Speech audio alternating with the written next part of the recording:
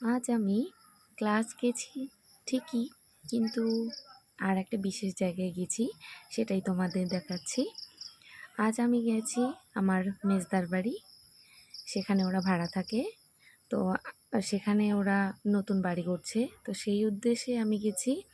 আজ ঢালাই ছিল ওদের। তো আমি সকাল সকাল উঠে ওদের বাড়ি গেছি।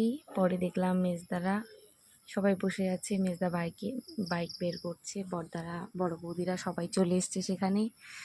তো পুজোর সামগ্রী নিয়ে সবাই বেরিয়ে পড়ছি, যেহেতু ঢালাই হবে উপরের ছাদ, তাই জন্য পুজোর এখানে আয়োজন হচ্ছে।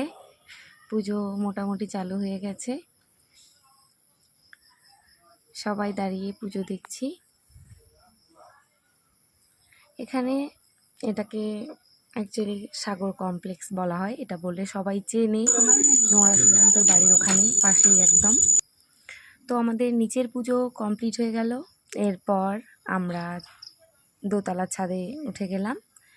একটা ছাদ কমপ্লিট হয়েছে, এটা আর একটা ছাদ।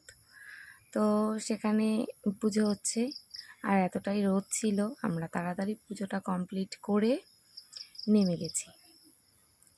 এরপর পুজো হয়ে গেল, আমরা প্রণাম সেরে নিচ্ছি, যেহেতু রোদ, তো সেই কারণে পুজো দেয়া হয়ে গেল। এরপর আমি সেখানে খাওয়া দাওয়া কমপ্লিট করে চলে এলাম আমার রোজ দিনের ক্লাস। তারপর বিপাশা বুনু, আমি, দিশাই ভাই, ঈশা বুনু, এই তো গল্প করছি। আমাদের ক্লাস দুপুরে চালু, ক্লাস করছি।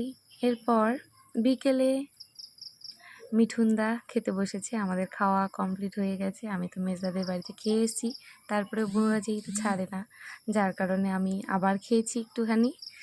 তো মিঠুনদা কীভাবে খাচ্ছে সেটাই আমাদের একটা বিশেষ মুহূর্ত ছিল, মজার। তো যাই হোক, তার খাওয়া কমপ্লিট হয়ে গেল। এরপর বিকেল গড়িয়েছে, আমি ফিরছি, সবাইকে টাটা করে দিলাম। এরপর আমি আবারও আমার মেজদার বাড়ি চলে এলাম, যেহেতু খাওয়া ঠাওয়া কি এবার না খেলে একটা কীরকম বিষয় হয়, তাই জন্য আমি চলে এলাম বিকেলে। এরপর খেতে বসলাম।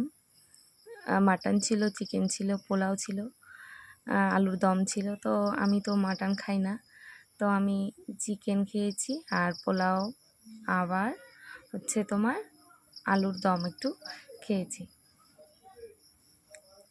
আজকে সারাদিন বেশ মজা করে কাটালাম। এরপর সন্ধ্যার আগে বাড়ি ফেরার পালা। ছোটো বৌদিকে